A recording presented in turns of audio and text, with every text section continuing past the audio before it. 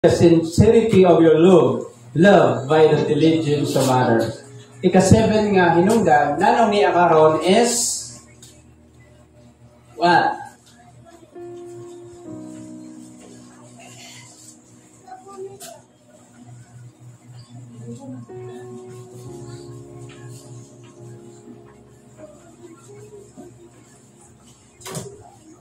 Abi na to ang pag-ato simbahan, murag naanda lang nato, di ba?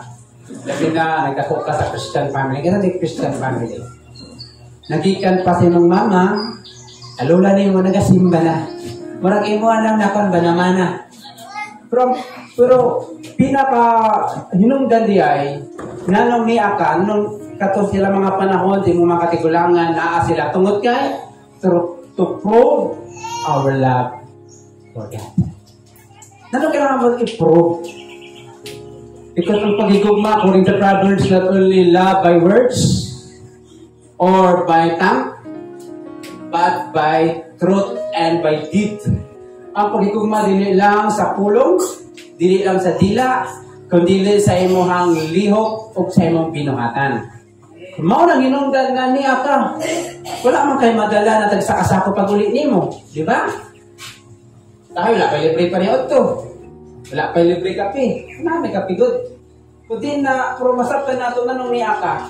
Kaya kung nasabtan mo na ang pinaka-purpose ay to prove ang imong gugma sa Diyos, dili ka kapuyan. Wala ganun kay kapuyan ginawa sa ito, napatunan kayo ta. Sa mga buotan dira. So, nag-amkon ta na mga padlungon tanan. Pero tungod sa gugma kayo sa Ginoo, wala na ginatanaw ang atong mga pagkulang. So, ang importante kayo sa tuwa na makasabot ka o nanong niya ka o niya ako para i-prove na to ang atong gugma sa Ginoo.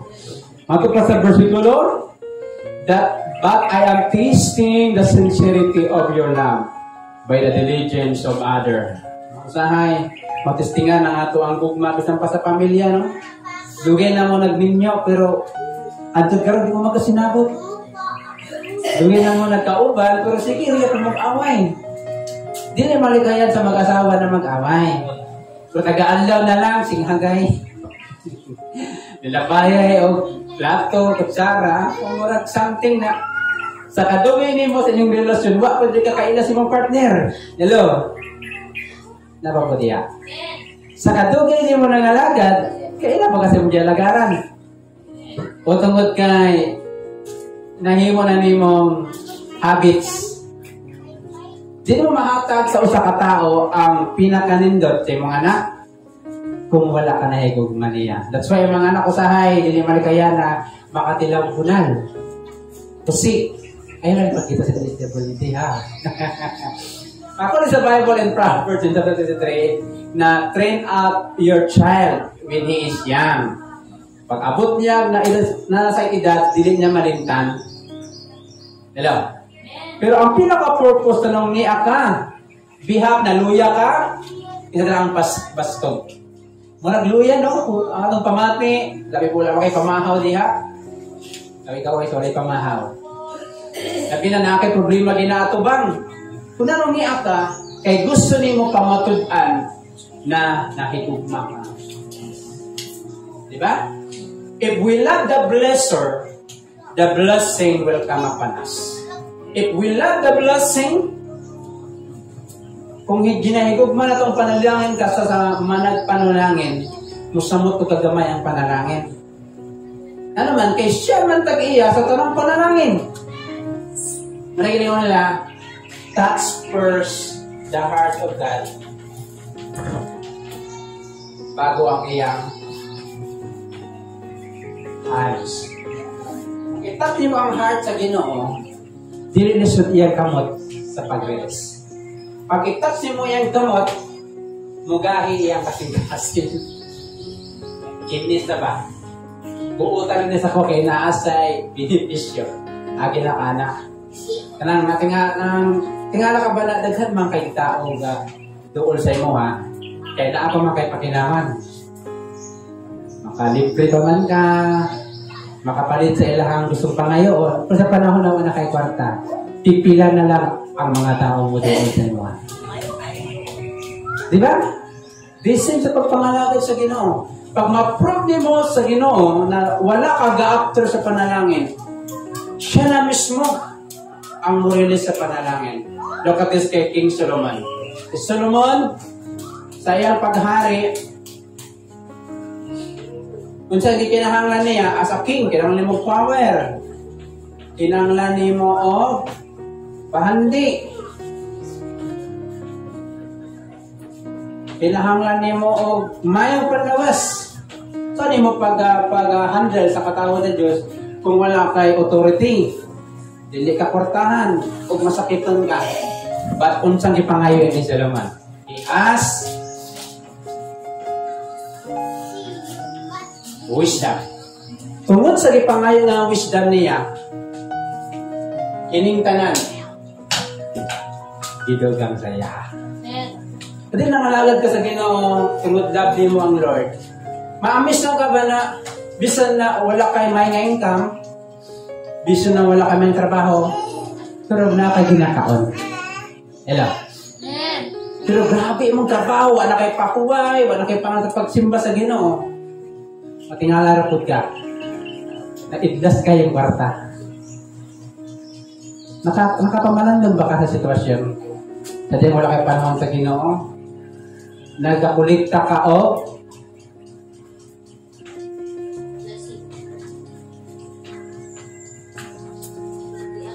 balatian. Na naman, wala naman kayo panahon matulog. Kaya busy ka kung naka-appointment dito, appointment dire. Kung wala na kayo panahon, sino ka galingan? Pero naka panahon sa Ginoo, tagaan niya ka makapatulog panahon sa pagpakuway. Diba yung sa Matthew 11, come unto me to save you, lead and I give you rest. Dili na patsyog ka sa Ginoo. Kundi tagaan ka, palba ka ng linong na pangunawa. Okay? Number 7 is the second reason why we are here to prove our love for God. Alam, kung ma-prove na ito, di na kailangan isulti sa imong baba, ay hallelujah, whatever diha, pinaagi lang sa imong action, sa imong binuhatan, deeds. Then, yung tagin na all things shall be added unto you. Apa na ito? And next, open our Bible in 2 Corinthians again, chapter 8, verse 9. Unsa pa sunod nga hinungdan nganong ni ako o ni ako. Pwede matamag-duyan dito sa mga balay. Okay, 2 Corinthians chapter 8, verse 9. 2 Corinthians 8, chapter 8, verse 9. Kay nasayod ka mo sa grasya sa atong Ginoong Jesucristo, bisan siya dato, nagpakakapos siya tungod kaninyo, aron madato pag pinaagi sa iyang kakapos.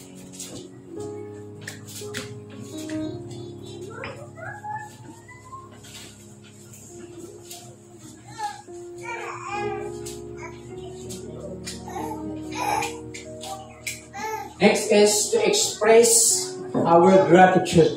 Kanang ato ang pagmapasalamaton, ang ato ang paghatag balos through thanksgiving. If Christ gave eternal life for us, we should respond by giving our time and life for God and others. Now, in verse 9, kay nasayod ka mo sa grasya sa atong Ginoong Jesucristo, na bisan siya dato, apan tungod ka nato, nahimo siyang pobre. Para pinaagi sa iyang pagkapobre, mahimo tang dato. Kung ato tanawon sa full gospel from Matthew, Luke, Mark, and John, naba kay record na nabasahan na Jesus na tao sa usa ka palasyo.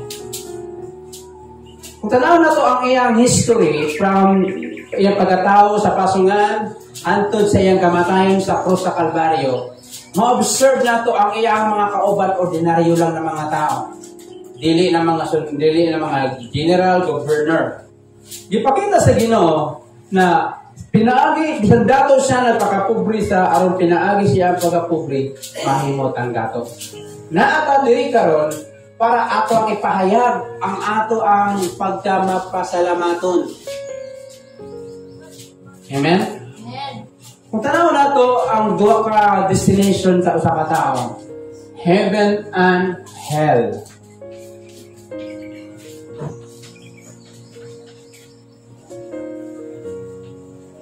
Ang pangutana, worthy ba ka? Ang ngayon baka magpalangit? Wala sa ito na ang ngayon. We are worthy or tapos ta mapa-imperno.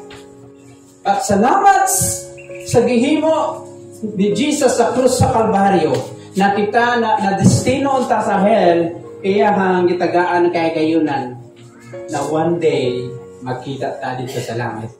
And John 14 verse 6, I am the way, the truth, and the life. No man comes to the Father but except through Jesus. And number 8, unsang hinungdan nato nanong ni Ataron, aron ato ang isulti, atong ipakita, ipahayag kung unsa ta kamapasalamaton. Hello. That is the 8th reason. If Jesus give eternal life, kung sa mahimo nato, how to respond is giving our time and life. Ihatag nato ang atong life to being grateful, mapasalamaton. Kung mapasalamaton ka, nagsumayad ka maghinayang sa ato ang oras, sa ato ang kinabuhi, life and time. That's why, pila lang ka oras ng pagsimba? Pinakataas, 4 o 4 ka oras. While sa tibuok simana, 6 days, imuha na tanan. Alam? Yes. Nasa pagsimba, dili ka buta half day, kay alas 9 na magsugod. Dapat kung magsugod ta alas 5, o alas 1 sa kadlawon para active yun. But grabe ka gracious ka mahinatago ng atong Diyos. Remember ha, siya dato nagpakapobre. Para siya pagkapobre, ikaw madato. So muna, ibutang nato sa ito kasing-kasing na nagsimba ko para mo express, mo pahayag sa akong pagka-mapasalamaton. Okay? And next, last verse, open our Bible in 1 Corinthians in chapter 3, 10 to 11.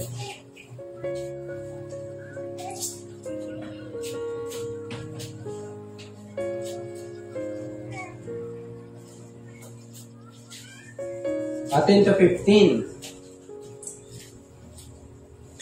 At yun sa ang ikasyang na hinungdan nanong musimba kita. Okay? 1 Corinthians chapter 3, 10 to 11. 1 Corinthians chapter 3, verse 11.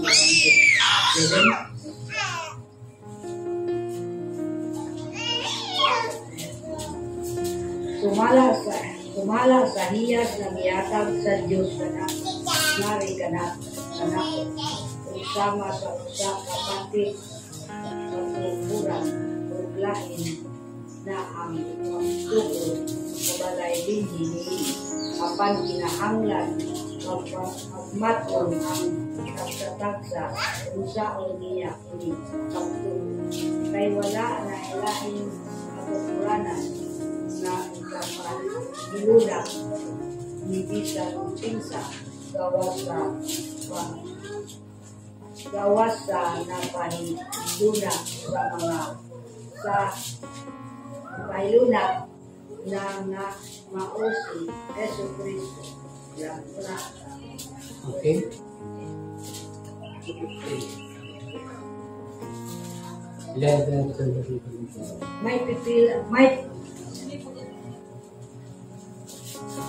May pipila nga magamit og bulawan, lata o bililhon nga mga bato alang sa patukuranan Ang uban mo gamit o kahoy, sagot o dagamit. O ang kalidad sa binuhatan sa taksa makita niya sa adlaw nga kini iputyag ni Kristo pinaagi sa kalayo. Sulayan kini diha sa kalayo. Taon ang iyang matuod na kalidad. 14. Kung ang gisukod sa tao diha sa patukuran dili masunod, makadawat siyang ganti. Last verse, apan kung masunog kini, mahanaw kini, ikan kaniya, apan maluwas siya, sama rama, makalatas siya sa kalay. Okay. And finally, number 9, what are the 9 reasons why we come to church? Is to secure our rewards. It means, pwede din mawala ang ato ang mga ganti. Ang pinaka-nindot din nato ang masabtan, verse 15, if anyone's work is burned, he will suffer loss. But he himself will be saved, yet as through fire. Kung ang tanang mga binuhatan masunog, siya mag-antos o mawadan. Apan siya sa ikagalingon maluwas, apan do pinaagi sa kalayo. Ang atong mga trabaho, binuhatan na to as a Christian, kinapaagihan na sa kalayo. Na kung atong ma-maintain ang ato ang pagpangalagad sa Ginoo, pag atong pagpimbahan. So we are secure in the future sa ato ang mga ganti. Wala ka nang alagad, wala ka nagsimba para maluwas ka. Nagsimba ta, kay luwas ta. O ang atong pagsimba na ay reward, na ay balos, na ay ganti. Hello? So, depende sa ato ang motive, depende sa atong sincerity. Nakita na sa Ginoo na bisan na kay problema, bisan na ka sa kaluyahon, apan tungod kay gusto mo i-prove mong gugma sa Ginoo, gusto ka magpasalamat sa iya, then you are worthy o angayan o tapos ka na tagaan niya o reward. Not only in the heaven, na may crown of righteousness, crown of rejoicing, incorruptible crown, crown of glory, and crown of life, but also in this earth. Tagaan ka of not only financial blessing, so ang pinakadako nga panalangin na imong madawat sa imong kinabuhi. So number 1, na di niyo mapalit, ang kalinaw, health.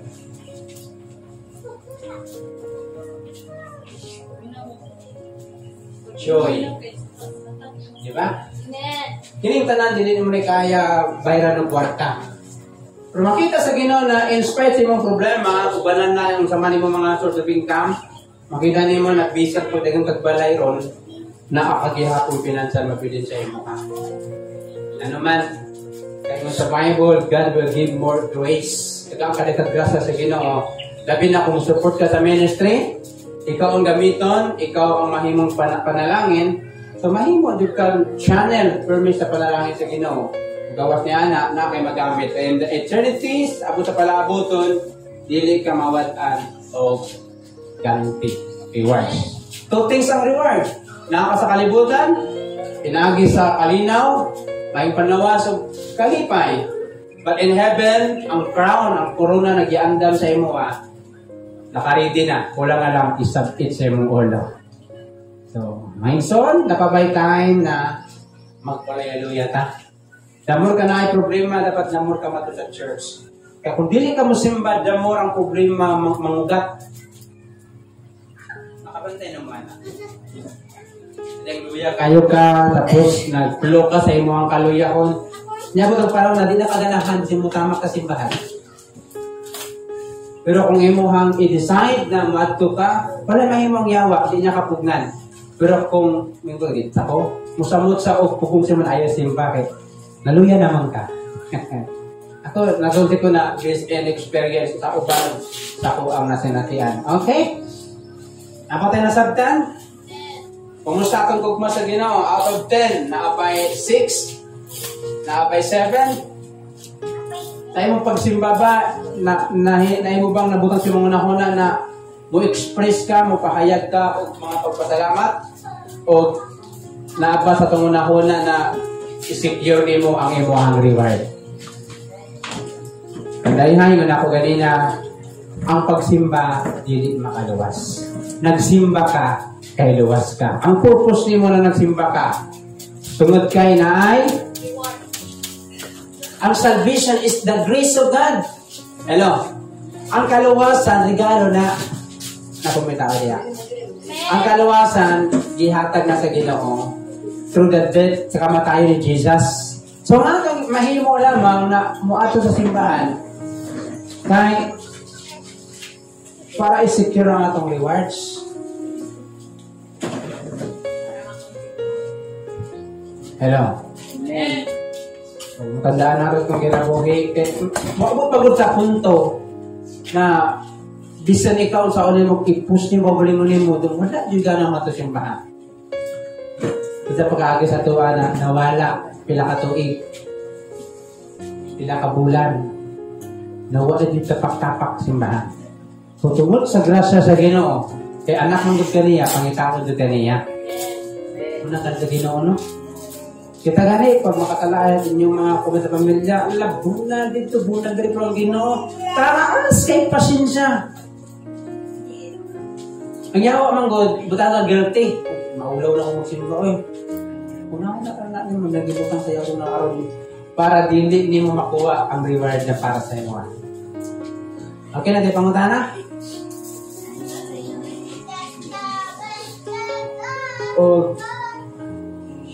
karon ba ito na nabatian nato ni? Na ang pagsimba di ay naaday mga inganani na mga benepisyo o dapat masabdan pa kayo. Naman kayo mangutana sa ito, anong simba man ka? Simba ko ganit siya. Simba akong lolo, akong lola, simba akong papa. Simba ko. Pero di ay na ay mga rason. To prove your love to God, to express your gratitude, and to secure your rewards. Walay makaagaw sa reward na giandam para sa imo. Ano wala man mo nagawat? Kay wala man mo gibuhat ang buluhaton para sa rewards. Hello. Okay? Natay mga natunan? O naakay na-experiensyahan? O naakay mga pangutana? Out of these three na gihatag, asa ba diri ang nakarelate ka? O sa number 10 na wala pa gihatag? Sa imong ginabuhi? Yan po sa 7 and 8 to prove our love for God. Kaya kung wala po siguro, wala po yung sa Ginoo siguro. Wala po makaari sa simbahan kay abing sa tinuod na pagka-istorya. Ako ang makaluya sa ako. Kung magsulti ko sa akong mga anak na sa simbahan, walay makaluya sa ako. Yung niya to prove our love. So, kung iba na lang ako sila mamaluya, siguro wala ko siguro. Wala ko yung masabino, wala ko makahayari sa to express our gratitude. Kanang pag-express sa pagpasalamat. Kung sa'yo atong dawa, ang ngayon atong pasalamatan kay kanang mga utang ka na sa Ginoo para kay to secure our reward. Kay kung dili ta magpadayon sa atong pag-alagat, wala na ito madawat ang atong reward. Okay? Bring aside. Nagkuha na yung tao dali ba? Yan naman barko. Nanay sinta. Based sa mga experience, karong buntag, na abay gusto mo kubong sa iyong mga pan, nabatian mo na may na lang na ako rin itong ining one asa dira ka sa problema, pamulot na rin yung malagi no, pagpahatag o mga pagpasalamat o masigurado yung mga reward. Pero ano opinion na idea?